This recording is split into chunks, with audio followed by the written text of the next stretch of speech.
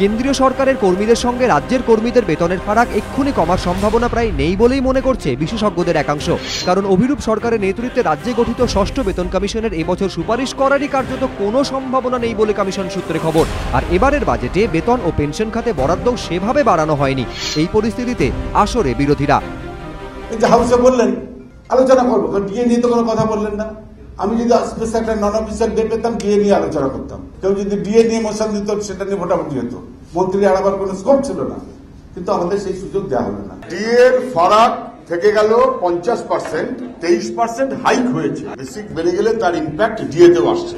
রাজ্য সরকারের সঙ্গে সম কাজের ক্ষেত্রে ফারাক যা ছিল, সেই ফারাকটা তার চাইতে অনেক বেড়ে গেল। এখানে তার কোন রকম হেলদোল নেই। কর্মচারীদের ডিএ দেব না, এটা বঞ্চনা কর্মচারীদের বিরুদ্ধে। এই প্রেক্ষাপটে রাজ্য সরকারি কর্মচারীদের বেতন বাড়াতে আয়ের নতুন রাস্তা খুঁজতে হবে বলছেন অর্থনীতিবিদরা। ট্যাক্স দিয়ে, অক্ট্রয় দিয়ে, এন্ট্রি ট্যাক্স দিয়ে কিন্তু আয় বাড়ে না। আয় বাড়ে তখনই যখন আমরা কর্মসংস্থা বাড়াই। ভারী শিল্পকেও আনতে হবে, অনুসারী শিল্পকেও আনতে হবে, অ্যাগ্রো প্রসেসিংকেও নিয়ে আসতে হবে। সব মিলিয়ে সুখবর কবে আসবে অপেক্ষায় রাজ্য সরকারি কর্মচারীরা। এবিপি আনন্দ।